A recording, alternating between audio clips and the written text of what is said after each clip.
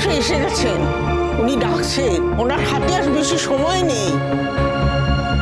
দেখি দেখি দেখি, আজ তো রোশনাইয়ের বিয়ে। ও মা, কি সুন্দর লাগছে। হ্যাঁ, আমি একটু আদর করে দিত। এই দাঁড়া, আমি তোকে থাম্মির মতো না টিকা পরিয়ে দিচ্ছি। দাঁড়া দাঁড়া দাঁড়া।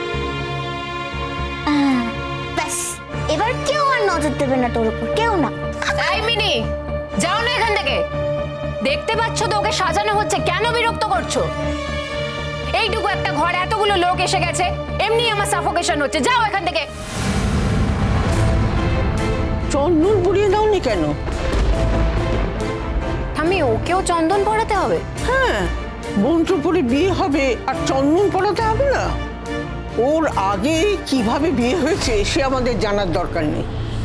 এখন আমাদের বাড়িতে নারায়ণের সামনে সিঁদুর দান হবে, আমরা ধরে নেব এটাই আসল। গরিমা, তুমি ওকে চন্দন পরাও। হ্যাঁ জাহ্নবীদি, আমি নিয়ে আসছি চন্দনটা।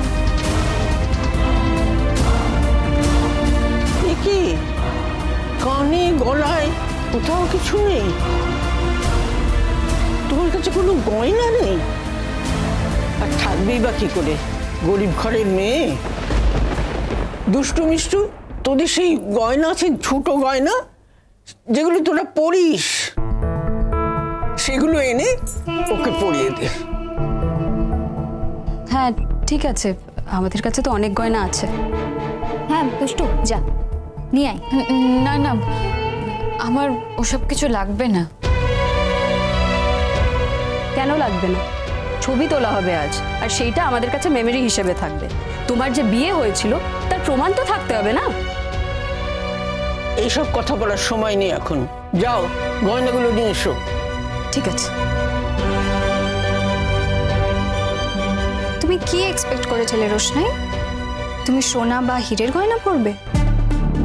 আমি কিছুই আশা করছি না গরিমা দিদি, আমি এখন শুধু এখান থেকে চলে যেতে চাই, আর আমি শুধু সেটা নিয়েই ভাবছি। ফিরে যাবার তো অনেক সময় ছিল, হঠাৎ আজ ফিরে যাবার বায়না শুরু করেছো কেন?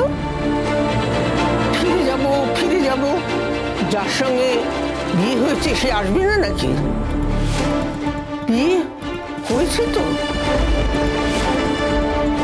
রোশনাই, তুমি তোমার এই বিয়ের ব্যাপারটা বানিয়ে বানিয়ে মিথ্যে কথা বলছো না তো? রোশনাই কখনো মিথ্যে কথা বলে না, তার মা তাকে কখনো মিথ্যে কথা বলতে শেখায়নি। তাহলে তোমার বরের নাম বলো।